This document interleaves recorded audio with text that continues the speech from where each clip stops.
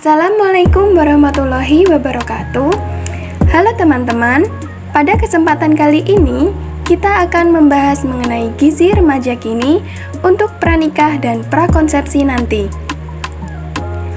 Ada beberapa pokok pembahasan nih yang akan kita bahas nanti. Yang pertama, kita akan membahas mengenai latar belakang gizi pranikah dan prakonsepsi. Yang kedua, pengertian gizi. Yang ketiga, pengertian gizi pranikah dan prakonsepsi. Yang keempat, pengertian dari status gizi. Kemudian yang kelima, cara mengukur status gizi. Yang keenam, fungsi gizi pranikah dan prakonsepsi. Dan yang terakhir, gizi seimbang dan pola hidup sehat. Teman-teman sudah tahu belum? Apa itu status gizi? Dan kenapa itu penting untuk kalian? Jadi, status gizi remaja merupakan gambaran keseimbangan antara asupan energi dan zat gizi dengan kebutuhan khusus pada masa remaja, yang ditandai dengan pertumbuhan pesat atau growth spurt, perkembangan organ reproduksi, serta peningkatan aktivitas fisik.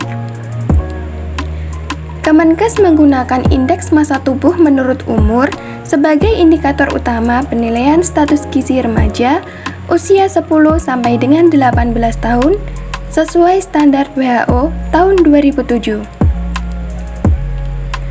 Remaja tidak boleh sering mengkonsumsi junk food seperti mie instan, burger, dan lain sebagainya. Remaja juga tidak boleh sering mengkonsumsi minuman kemasan serta teh instan, jus instan, dan lain-lain karena kandungan gula yang sangat tinggi. Kesehatan hari ini sangat berpengaruh untuk masa depan nanti. Untuk selanjutnya, remaja akan bertransformasi menjadi dewasa, kemudian menjadi orang tua yang sangat dipengaruhi oleh status gizi. Ketika remaja menjadi dewasa, kalian akan siap menikah.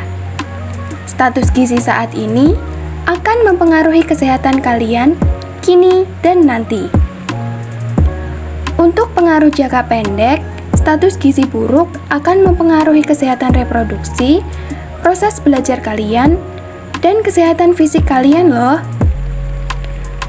Untuk jangka panjang, apabila seorang wanita akan menikah, mengalami status gizi yang buruk seperti kurang energi kronik, kurus, disertai anemia pada saat menikah, dan belum diperbaiki sampai akhirnya hamil, hal ini akan memperburuk kondisi selama masa kehamilan. Selain itu, akan mempengaruhi tingkat kecerdasan dari bayi yang akan dilahirkan.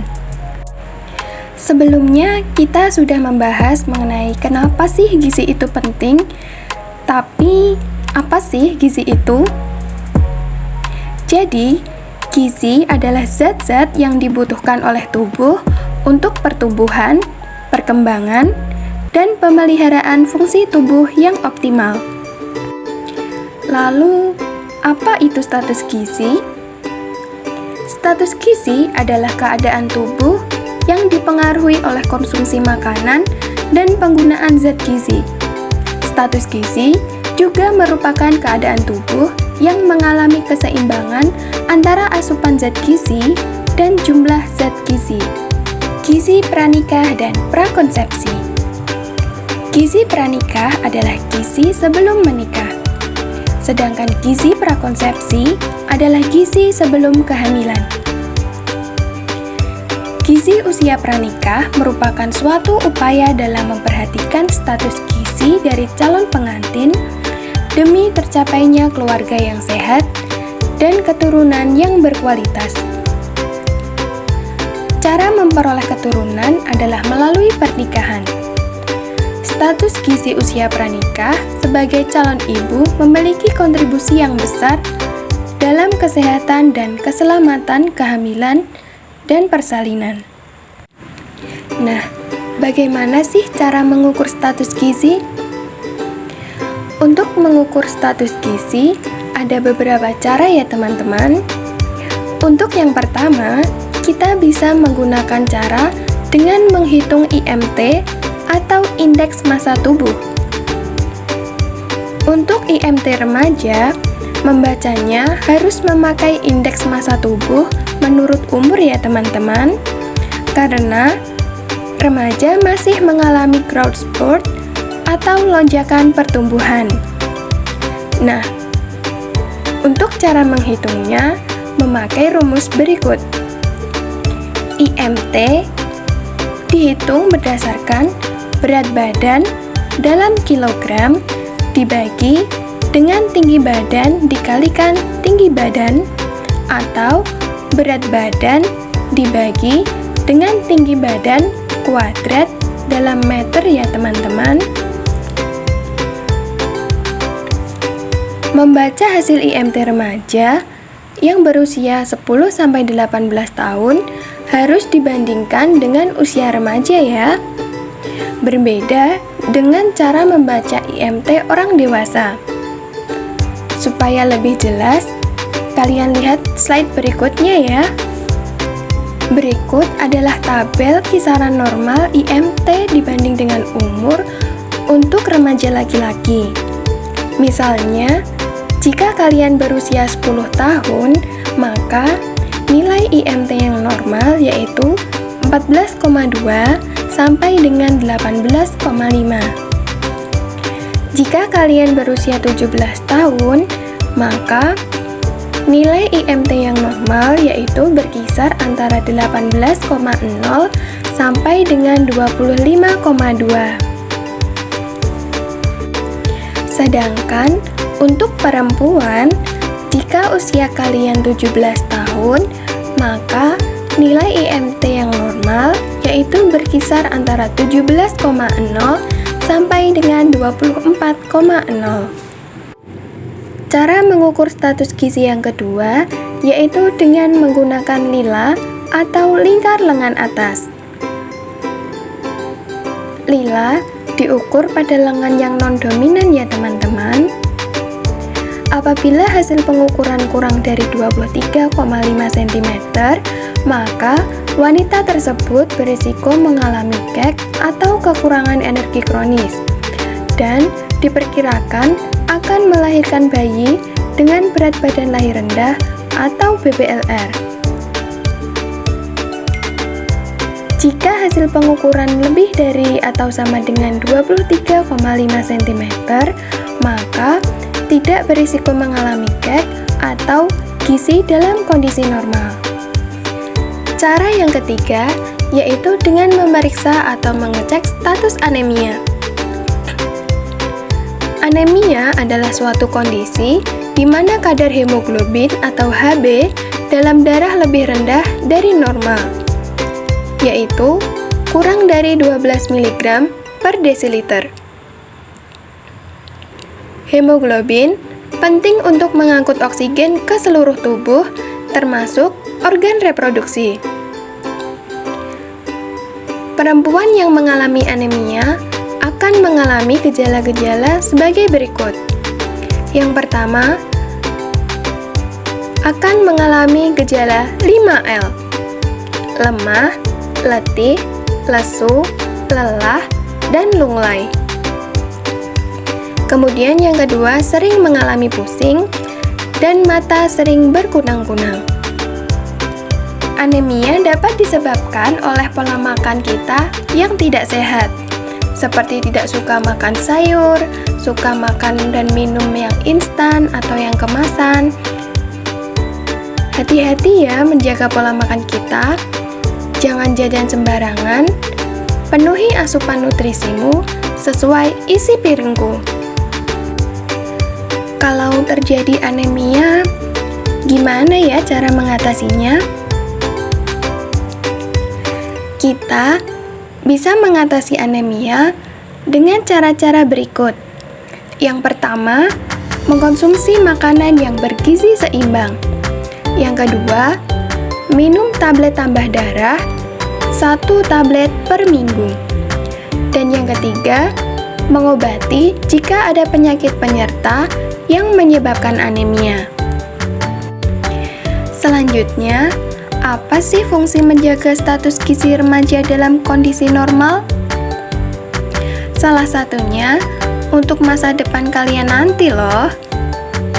Status gizi remaja akan berpengaruh pada status gizi calon pengantin perempuan untuk menghasilkan keluarga yang sehat dan keturunan yang berkualitas. Remaja penting menjaga pola hidup sehat sejak dini karena untuk menjaga pertumbuhan dan perkembangan fisik, menjaga kesehatan reproduksi, serta meningkatkan fungsi otak dan prestasi belajar. Teman-teman, ayo kita lakukan pola hidup sehat pada remaja. Untuk melakukan pola hidup sehat pada remaja, kita bisa melakukan tips-tips berikut ini. Yang pertama, isi piringku. Kalian udah tahu belum? Apa sih isi piringku itu? Isi piringku untuk remaja adalah panduan gizi seimbang yang dikeluarkan oleh Kementerian Kesehatan Republik Indonesia untuk membantu remaja memahami pentingnya makan sehat dan seimbang demi tumbuh kembang yang optimal. Konsumsi jenis makanan yang sehat dan porsi yang tepat itu sangat penting. Makanan yang sehat adalah makanan yang alami, real food, bukan makanan olahan, fresh, dan tidak mengandung pengawet ataupun pemanis. Nah, kenapa sih isi piringku penting untuk diterapkan? Kalian tahu nggak bahwa remaja seusia kalian ini banyak yang mengalami anemia, kadar gula darah yang tinggi, bahkan mengalami tekanan darah yang tinggi dan berlanjut stroke. Terus gimana dong? Solusinya, cukup menjaga pola hidup sehat seperti yang ada di poster isi piringku, selalu berdoa, nurut nasihat orang tua, dan tenaga kesehatan seperti dokter, bidan, perawat, dan sebagainya. Nah, berikut ini nih komponen dari isi piringku. Komponennya dibagi menjadi 4 bagian. Yang pertama, 1/6 bagiannya berisi lauk pauk. Bagian ini terdiri dari protein hewani dan nabati. Contohnya seperti daging merah, ikan, telur, susu, tahu, tempe, dan kacang-kacangan. Selanjutnya, 1/3 bagiannya yaitu makanan pokok yang mengandung karbohidrat. Contohnya, roti, nasi, pasta, kentang, dan lain-lain. Selanjutnya, 1/6 bagiannya berisi buah-buahan yang mengandung vitamin, mineral, dan antioksidan. Contohnya, seperti alpukat, pisang, apel, dan jeruk. Dan yang terakhir, 1/3 bagiannya berupa sayur-sayuran yang mengandung serat, vitamin, dan mineral. Contohnya seperti bayam, kangkung, buncis, dan kacang panjang. Selain menjaga pola makan yang sehat, yang kedua, kita juga perlu melakukan aktivitas fisik yang dilakukan 30 menit per hari. Berjalan, naik tangga, berkebun, kegiatan rumah tangga merupakan bagian dari kegiatan fisik yang dianjurkan. Pradita Sari pada tahun 2018 mengungkapkan, aktivitas fisik terdiri dari 3 tingkatan sesuai dengan pengeluaran kalori.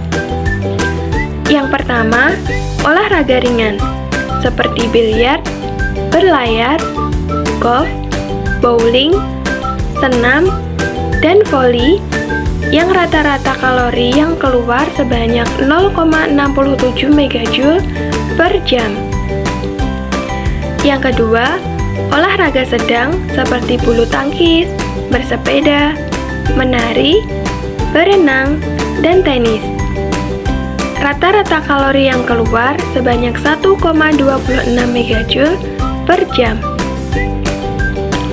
Kemudian olahraga berat seperti tinju, basket, sepak bola, lari, dan mendayung, rata-rata kalori yang dikeluarkan sebanyak 1,76 MJ per jam. Cara menjaga pola hidup sehat yang selanjutnya yaitu yang ketiga, minum air putih 8 gelas sehari. Yang keempat, cuci tangan dengan air mengalir dan sabun. Yang kelima, pantau berat badan sesuai dengan tinggi badan, bisa diukur dengan IMT. Dan yang keenam, pantau konsumsi gula, garam, dan lemak. Untuk konsumsi gula maksimal 4 sendok makan per hari. Untuk garam maksimal 1 sendok teh per hari. Dan lemak maksimal 5 sendok makan per hari. Berikut tips makan sehat untuk remaja. Yang pertama, makan 3 kali dalam sehari, ditambah 2 kali selingan, bisa snack sehat seperti buah, kacang rebus, atau yogurt. Kemudian, pilihlah makanan yang bervariasi agar kebutuhan gizi terpenuhi. Selanjutnya, hindari makanan yang cepat saji, minum minuman yang manis, dan makanan instan yang berlebihan, serta perbanyak konsumsi makanan yang tinggi zat besi dan kalsium, karena penting untuk masa pubertas dan pertumbuhan. Nah, berikut contoh menu untuk sehari-hari. Yang pertama, contoh menu untuk sarapan, terdiri dari makanan pokok, lauk pauk, sayuran, buah-buahan, dan minum.